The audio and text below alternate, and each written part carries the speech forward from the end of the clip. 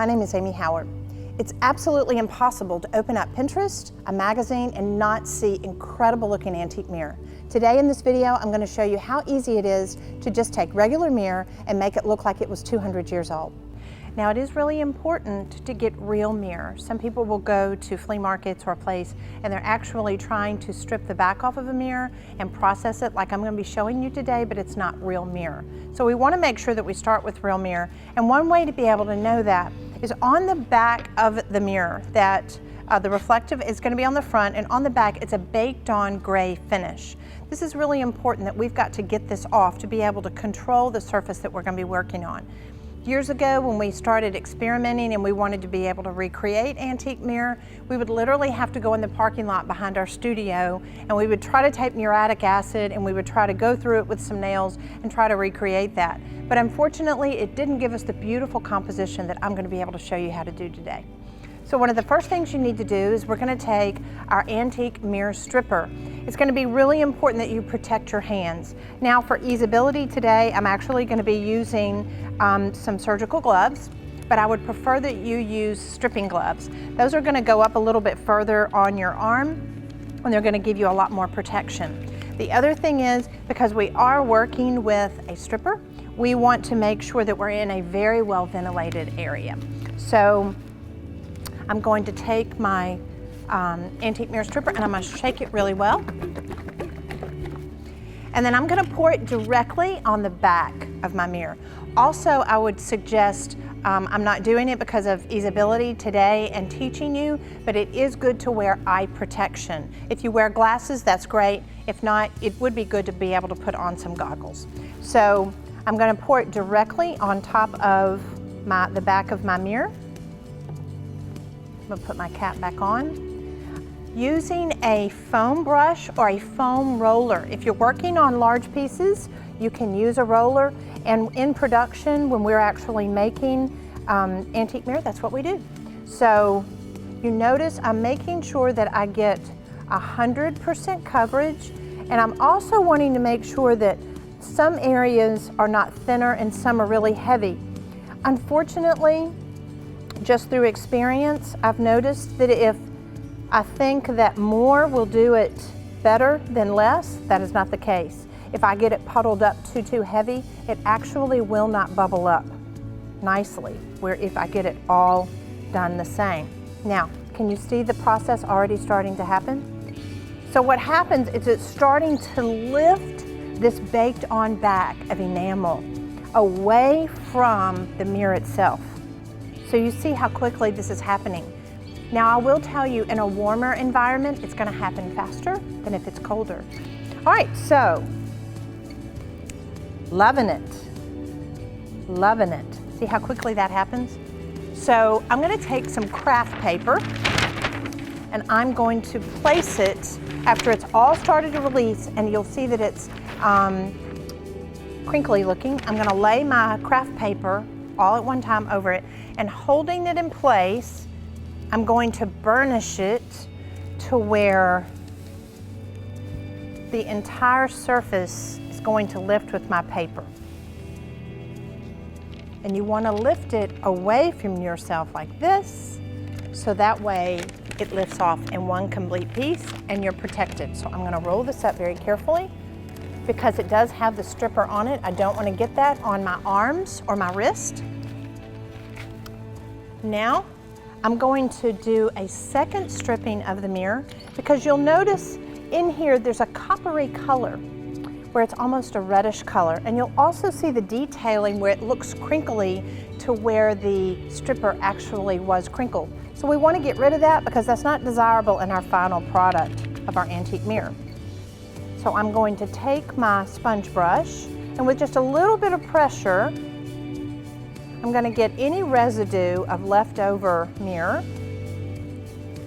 And now you'll start to see this beautiful clear color of my mirror because that copper is going away. See how I'm turning my sponge brush? I'm making sure that I'm getting the edges really well.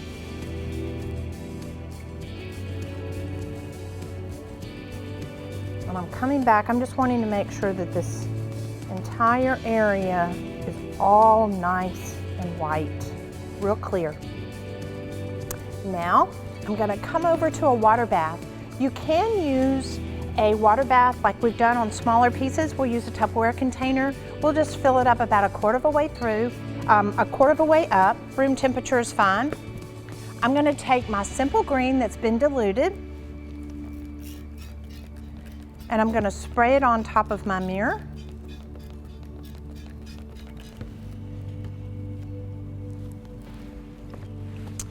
And I'm gonna bathe it. So you'll see a lot of those little particles that were sticking will start to come off. And in the studio, we'll literally set up 3 different little Tupperware baths like this, so that way you're rinsing it once, twice, and 3 times, and that way the baths will get a little cleaner at each step of the way. All right, I'm gonna turn this over because I wanna make sure that I have a nice clean surface area that I'm working on. So you'll notice my mirror here it's wet. And let's say, for instance, you're working on a large piece of mirror. It's perfectly all right. You can use a hose, you can be outside and do this in order to be able to clean it. Don't forget to use the simple green though before you actually use the water from the hose. The other thing that you need to remember is now we've taken this back off, and it's very, very susceptible to scratching, any type of movement on the back of it. I want to keep my fingers away. I want to respect the fact that I'm getting ready to antique it and I don't want to scratch it. So I'm going to take my Antique Mirror solution, which is part 2 of this process. I'm going to shake it very well, put it in my plastic container.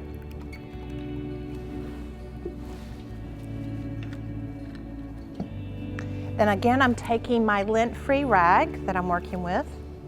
These are great t-shirt materials that you can wash and reuse. And I'm gonna come back, and in a pattern, I'm moving around. I wanna make sure that I'm not gonna come in and go along the sides. I don't wanna create lines. I don't wanna create borders. I wanna move around to where it's very organic looking. And you'll start to see the oxidation process happen. See the colorization that's already starting to go darker?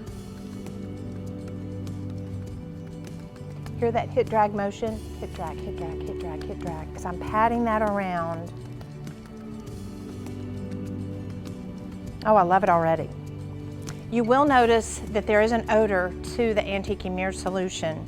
So you just want to make sure that you're working in an environment that it's, if there's a nice breeze, that's okay. You just want to make sure that it's not closed in. It's not offensive, but it smells kind of like eggs.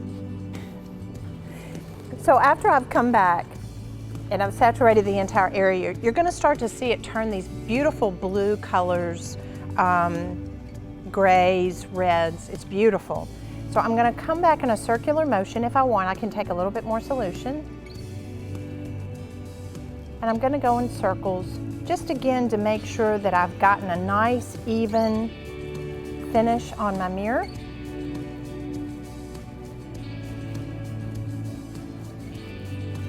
Remember that we're working in reverse. So we're working on the back of the mirror. We've stripped the back off. We've actually antiqued it from the back, but you get to see all of your beauty from the front. That's what's going to create the antique mirror. So as it starts to pull through an antique, I know that those are going to be the areas when I put my paint on the back of it, it's going to look like dark, black antiqued mirror. So I'm starting to see this pull up. I'm going to come back and add just a little bit more.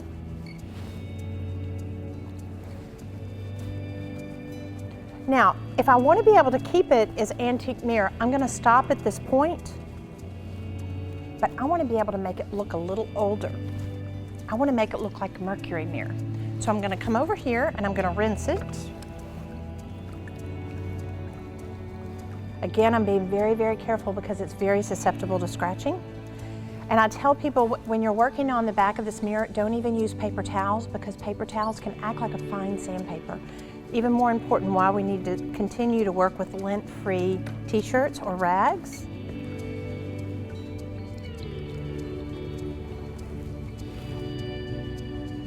Then I want to come back and I'm going to just dab it very carefully, making sure that my jewelry or nothing is going to hit it or scratch it.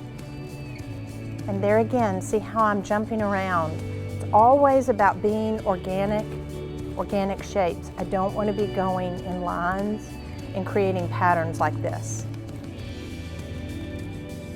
So once it's completely dry, if you need to, you can hit it with a hair dryer. It's going to speed up the process a little bit, but remember, when you add the heat to it, it may make the Mercury antiquing process happen even faster, so be careful about that.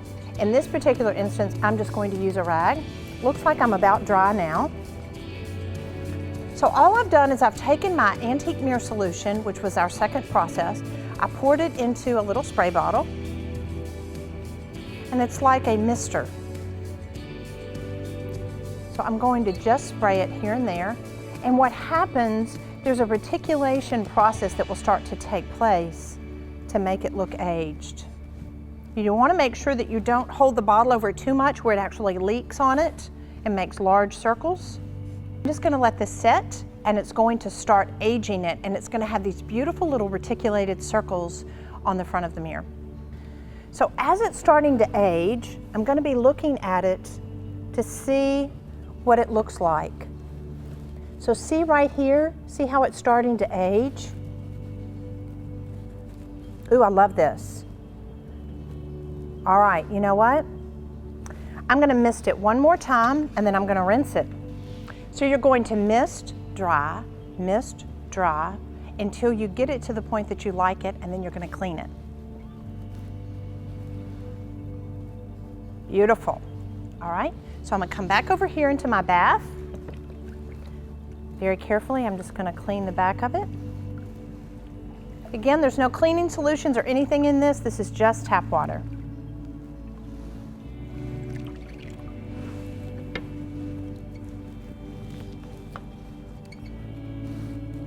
I'm going to pat it dry. A lot of people love how the back looks, but you can't leave it this way because it's not protected. Remember, it's going to scratch. But let's say, for instance, you did want to be able to keep it like this. You could seal it with a lacquer, and I would probably suggest putting a clear piece of glass on top of it just to protect it. So after the back of my mirror is completely dry, I'm going to take my one step. So remember to turn the can upside down for about 30-40 minutes. That allows all the yummy goodness inside the natural ingredients to come to the top. Then give it a nice shake. Then you want to make sure it's stirred up really, really good. All right, so after the back of my mirror is completely dry, I'm going to take my one step and I'm going to paint it on with a sponge brush or a foam roller. And what this is doing, it's sealing it again. Remember when I took the back off? This is going to give it its protection, and it's also going to allow this beautiful black color that I'm putting on the back to show through. The exciting thing that you can do with antique mirror is when you've antiqued it, you can come back and use bright colored lacquers. You can use all different kinds of color, and that color is what's going to show through on the antique mirror.